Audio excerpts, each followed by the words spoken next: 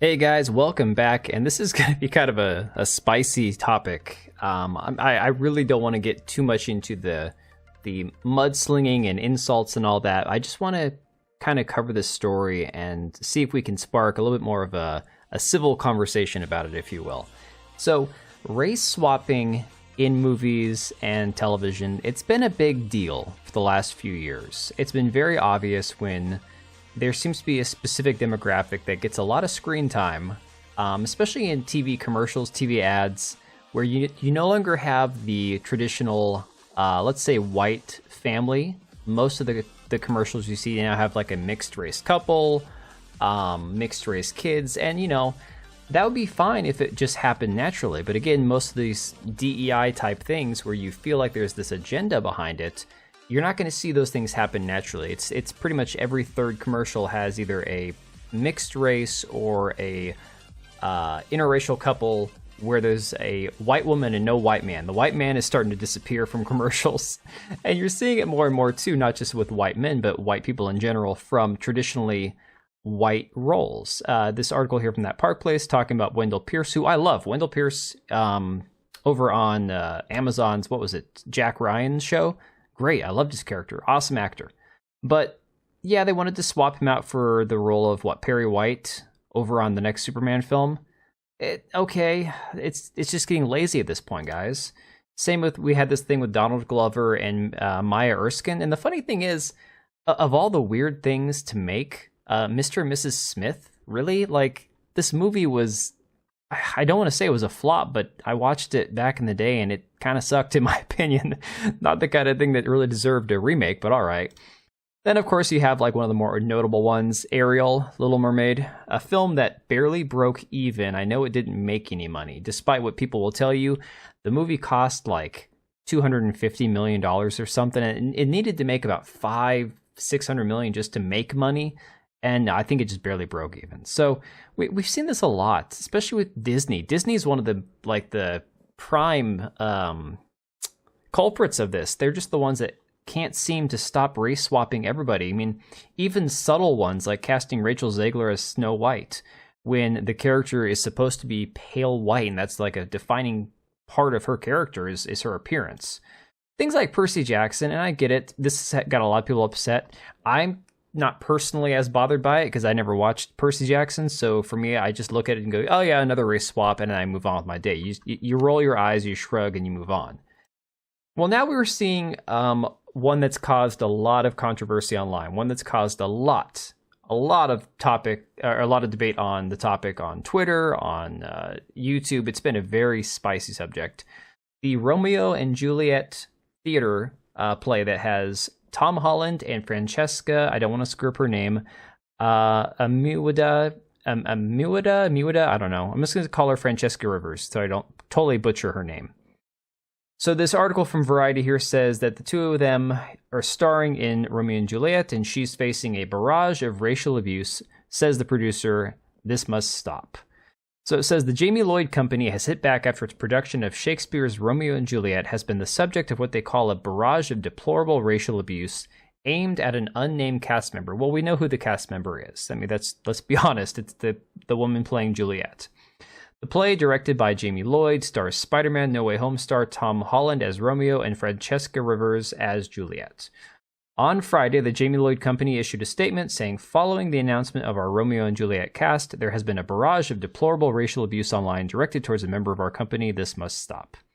We are working with a remarkable group of artists. We insist that they are free to create work without facing online harassment.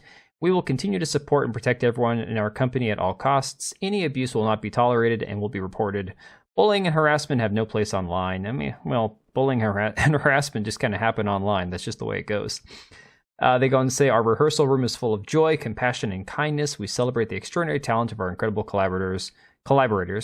The Romeo and Juliet Company will continue to rehearse with generosity and love and focus on the creation of our production. And it says Romeo and Juliet is due to play at London's Duke of York's Theatre May 23rd through August 3rd. The run is already sold out. Well, I mean, good for them that it's sold out, but this has created quite the shitstorm online. And honestly, I think a lot of it is blown out of proportion, especially due to the fact that this is just a theater like a stage production. It's not even a freaking film. But there are some things about it that have kind of got my ears perked up a little bit here. So you see, there's going to be the obvious response to people going, Juliet has a mustache, which again, I think is a little harsh. Look, the woman that they have playing Juliet is not conventionally attractive. That's just a fact. And I'm not saying that to be mean. I don't want to pick on anyone's appearance just for the sake of being mean. But if we're going for anybody else who could have played Juliet, they could have found a better looking woman for the role. And I don't mean white. I mean, for me, the fact that they've cast a black woman, it's just, okay, I sigh, I shrug, I move on with my day. Especially given that it's a theater production, I really don't care. Like, we're so far past this at this point, like the race swapping has gotten so far out of hand, it's just like, you shrug and you go, okay, I'm gonna move, I just don't care that much. I'm gonna move on with my day, whatever. But the reason, in my opinion, that this is turned into something far worse than it ever needed to be is the fact that they not only race swapped, but then they put a actress in the role that isn't necessarily the best looking person, the most attractive. And that to me seems like they're deflecting, like they're trying to use her race as a shield, or her unconventional looks as a shield for her race, or whatever it is. I don't know why they wanted to cause the outrage, but I feel like they intentionally caused this outrage. Maybe it was to sell more tickets. Maybe they were hoping for outrage to have a better turnout for the theater. I don't know. To be honest, I don't know what caused this. But now you're seeing people online saying Romeo and Juliet being black and white is high-key annoying. Give me 2 black people or keep it white, deadass. I don't know about how I feel about that. I don't think that that's proportionate. I don't know. Then you got this gal saying a dark-skinned black woman is taking up space as the leading lady in a West End show. We've all got to see Romeo and Juliet. So for this gal, it's all about the dark skin. Ironic that it's supposedly you're racist if you have a problem with the race swapping, but if they want to celebrate the fact that she's black, that's not racist. I don't know. And then you got this guy saying Tom Holland and Francesca Rivers, the one with the mustache. And again, I think that's just harsh, guys. Honestly, look, I'm going to come out and say it. I don't think she's attractive either, but she doesn't have a mustache, okay? Let's be fair here. He says, being from Verona, Italy, Juliet was of Norman descent with fair skin, blonde hair, and blue eyes. This is wrong. Sure, if we're going for accuracy, yes, that is absolutely correct. Then this person here points out, in Shakespeare's time, it was illegal for women to be professional actors, so if this person wants Romeo and Juliet to be historically accurate, Juliet should be played by a dude. Now, I think that that's a very...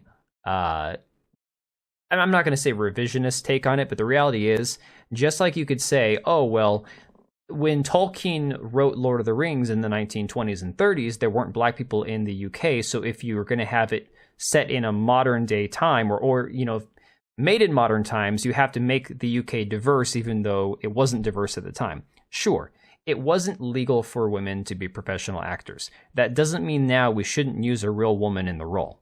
The actors were still playing a woman. Okay. And I wanted to end off with this thing Amiri King says, which I think that there's a lot of truth to this. And basically the approach he takes is that he has 5 daughters and he doesn't believe any women are ugly except for the way that they present themselves and treat other people. And I think that there's a lot of good stuff in here. It's a really nice way to put it.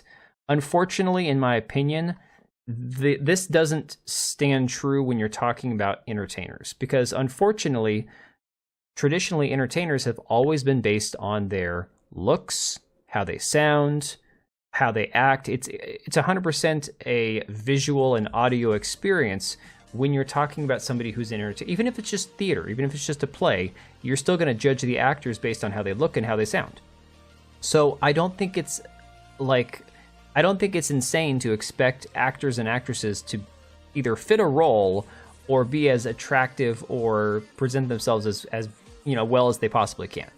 I don't know. That's just my personal opinion. I think, honestly, maybe a lot of this was done to spark outrage, which could be why they used somebody who was maybe slightly less attractive, and then they can scream racism when it's all said and done.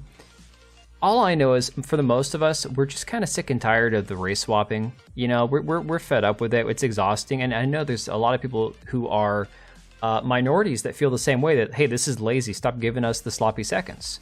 And unfortunately, this one just screams of desperation of, hey, we just want to cause as much of a stir as we can so we can scream racism and sell some tickets. But I don't know, you guys let me know what you think about all this down below, and I will catch you on the next one.